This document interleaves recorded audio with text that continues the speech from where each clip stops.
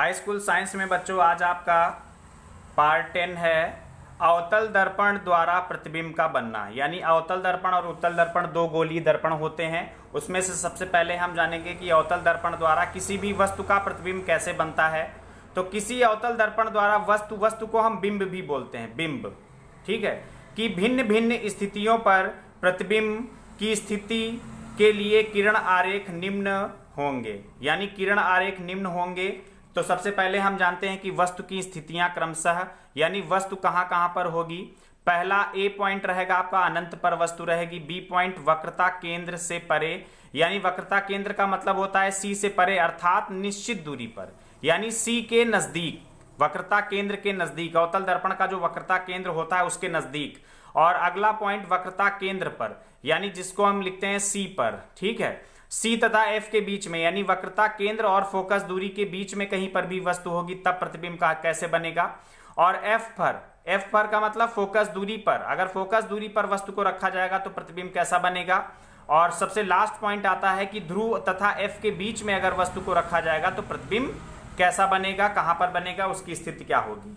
इतना लिखने के बाद आपको किताब में पेज नंबर 181 पे ये आपको ग्राफ बना लेना है। ये ग्राफ क्या है, बिंब की स्थिति यानी वस्तु की स्थिति, प्रतिबिंब की स्थिति, प्रतिबिंब का साइज और प्रतिबिंब की प्रकृति। प्रकृति का मतलब यह है कि प्रतिबिंब वास्तविक है, आभासी है, उल्टा है या सीधा है, कैसा बनता है। तो कंडीशन देखो, A B C D E F, ये सभी कंडीशंस आ गई।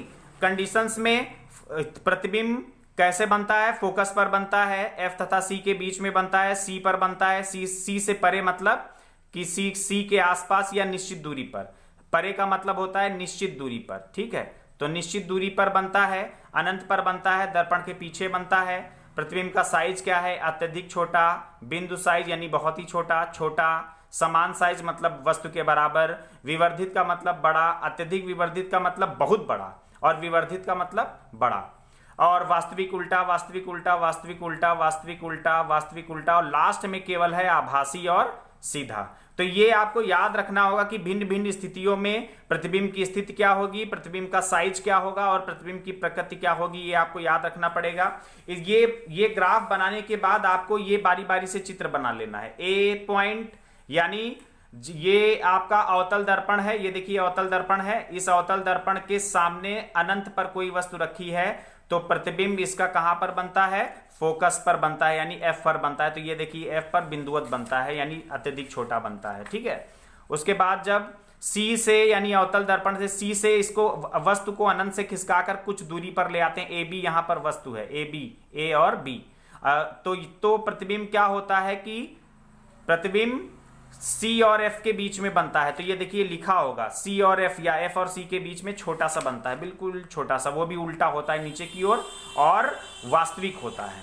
ठीक इस तरीके से ये कंडीशन है। तो 1 2 3 4 5 6 कंडीशन है, A B C D E F. जिस तरीके से लाइन से A B C D E F यानी वस्तु की भिन्न भिन्न स्थितियां हैं, तो वस्तु की भिन्न भिन्न स्थितियों के लिए प्रतिबिंब कहां कहां पर बनते हैं ये है। और उसके बाद प्रतिबिंब का साइज है, फिर प्रतिबिंब की प्रकृति है, फिर उसके बाद ये आपका क्या है, किरण आरेख है। बारी बारी से किरण आरेख बना हुआ है, सभी किरण आरेख आपको बनाने हैं और याद भी रखने। बहुत इंपॉर्टेंट टॉपिक है ये, मोस्ट इंपॉर्टेंट टॉपिक है ये। हर साल पेपर में इसमें 1 या 2 नंबर का जरूर पूछते हैं कि वस्तु की भिन्न भिन्न स्थिति के लिए प्रतिबिंब की स्थिति क्या होगी, ठीक है। उसके बाद अगले टॉपिक में हम बताएंगे अब उत्तल दर्पण द्वारा प्रतिबिंब का बनना, नेक्स्ट टॉपिक में डिस्कस करेंगे। थैंक यू बच्चों, बाय बाय।